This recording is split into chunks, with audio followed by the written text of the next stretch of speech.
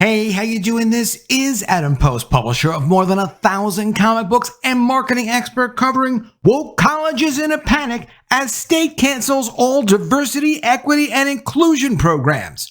Let's get into the story. Before we do, please be sure you are subscribed to the channel. Click the bell for notifications. Give me a thumbs up. I really appreciate you guys. Diversity, equity, and inclusion is getting attacked at the state level in a lot of places. It's also getting attacked at companies. It's getting attacked throughout society, especially since the Supreme Court struck down affirmative action, allowing colleges to discriminate against potential students based on their race. It's Iowa's turn. From Iowa Capitol Dispatch, Regents approved DEI Study Group recommendations on diversity and inclusion programs. Despite calls from students and alumni to protect diversity, equity, and inclusion programs at public universities, the Iowa Board of Regents on Thursday approved recommendations to do away with any such efforts that are unnecessary for accreditation or compliance. The board discussed the report and recommendations of the DEI Study Group created by Regents and Study Group members David Barker, Jim Lindenmayer, and Greta Rouse after an investigation into the university's initiatives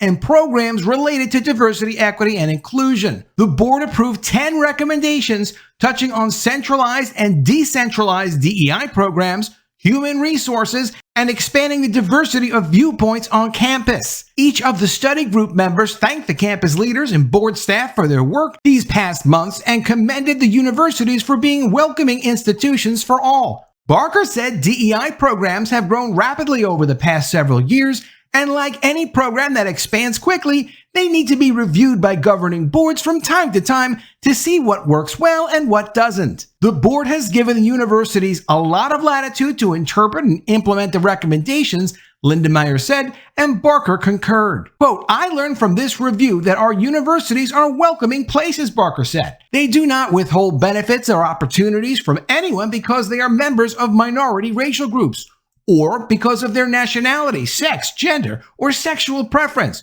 University faculty, staff, and administrators are committed to providing equal opportunity for all students. Our universities will continue to be welcoming institutions. They will not discriminate on the basis of any of these categories, whether we retain or eliminate DEI programs we reviewed. Those efforts were reviewed according to the report to determine the extent to which they sustain the institution's mission of delivering a high-quality education that is accessible to all Iowans, whether they are required to meet legal or compliance obligations, and whether they should be reduced or eliminated." Students, staff, faculty, and members of the public also responded to a feedback survey about DEI programming on campus, of which the majority called optional DEI training critically important. Iowa Governor Kim Reynolds in June signed Senate File 560 into law, directing the board to review the state's public universities and conduct a comprehensive DEI study. Regent Nancy Dunkel urged the board to be careful and use their good judgment in reviewing the recommendations in order to weed out those that would run counter to their loyalty to the university's missions. She spoke out against the study group's comparisons to Florida and Texas and said they need to listen to the voices of those who aren't on the board and therefore can't vote on the issue. Quote, "Our decisions should be what's best for our schools in cooperation with their leaders," Dunkel said. "Instead, we're micromanaging their decisions and imposing new political intrusions on freedom. Professors and leaders in our schools encourage critical thinking, discussion, and questioning to improve learning. External intrusions do not improve learning, but are trying to undermine and control the universities." Yes, now the state of Iowa is making it a little bit more difficult to brainwash their college students at the expense of the state. 6 of the recommendations were passed as a group, including reviewing services to confirm they're available to all students, ensuring that no one has to submit DEI statements or is compelled to provide their preferred pronouns, updating course category names, and consistently issuing guidance to employees and universities on political statements. As written in the report, the 6 recommendations are: Recommendation 3, review the services provided by offices currently supporting diversity or multicultural affairs in other divisions of the university to ensure they are available to all students, subject to applicable state or federal eligibility requirements. Program promotional and informational materials and websites shall be updated to clarify that the mission of these offices is to support success broadly. Recommendation 4. Take reasonable steps to assure the following. A. No employee, student, applicant, or campus visitor is required to submit a DEI statement or to be evaluated based on participation in DEI initiatives unless the position is required for DEI-related compliance or accreditation. B. No employee, student, applicant, or campus visitor is compelled to disclose their pronouns. Recommendation 5. Develop a broad policy prohibiting the consideration of race and other protected class characteristics in admissions that is consistent with the law. Recommendation 6. Initiate a review of DEI-related general education categories and update category names to accurately reflect the array of options students may select from to satisfy these requirements and ensure a breadth of offerings. Recommendation 7.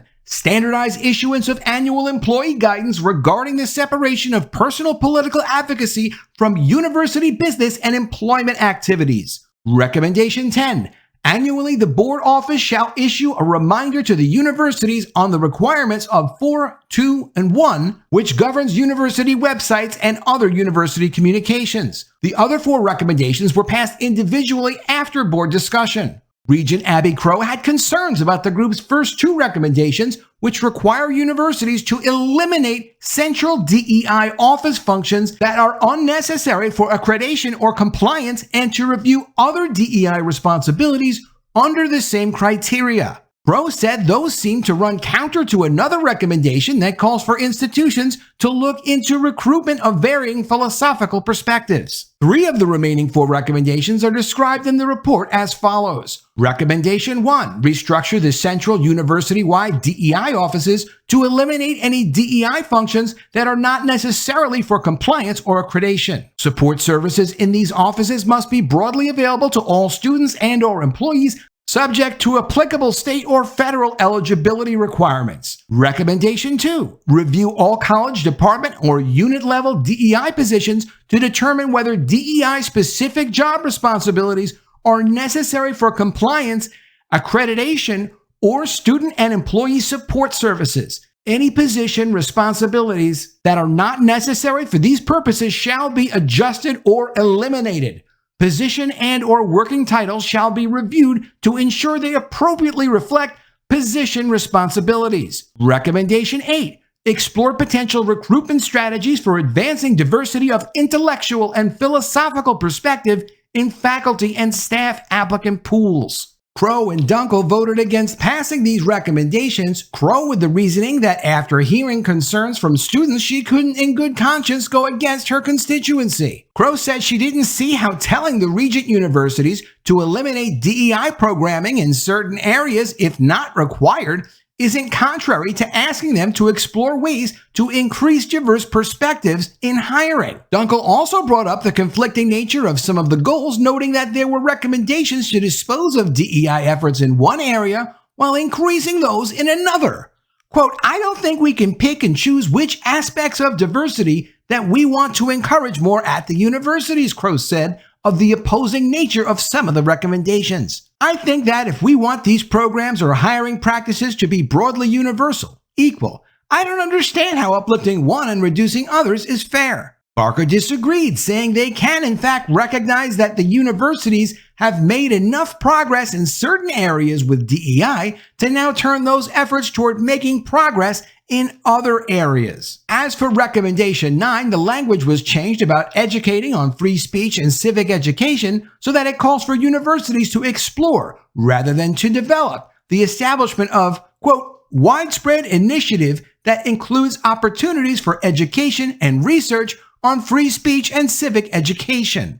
Now that the recommendations have been approved, each of the universities will form task forces to respond to the recommendations and bring progress reports to the board at its April 2024 meeting. Quote, I know no one enjoys the scrutiny of having a study committee examine their life's work, and I'm sure that this has created a bit of worry and consternation among students and staff, Lindenmayer said. I'm confident that we will all learn a lot about this important topic and will be better for it. Students from University of Northern Iowa and Iowa State University stood before the board Wednesday to speak on their experiences with DEI programs and their importance to university communities. They each urged regents to see how programs for people of color, members of the LGBT community, and more are an asset to both the students and administration. UNI 4th student Sam Zimmerman said having access to DEI services was a life-saving opportunity. Quote, through diversity, equity, and inclusion services, I've not only found myself,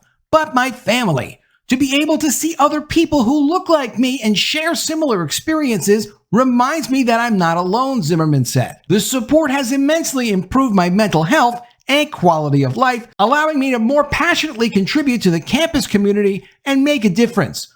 Without programs like diversity, inclusion, and social justice at UNI, I may not be standing here before you today. Amazingly, these colleges are out there doing whatever they want with state funds. They're forcing students, faculty members, even people who just visit the college, probably on a lecture circuit or any other purpose officially interacting with the college, to make statements and vow about how they approve of diversity, equity, and inclusion. They're getting openly indoctrinated, need to make these statements, put them in writing, submit them to the school to be able to interact with any of the students or have a business relationship with the college.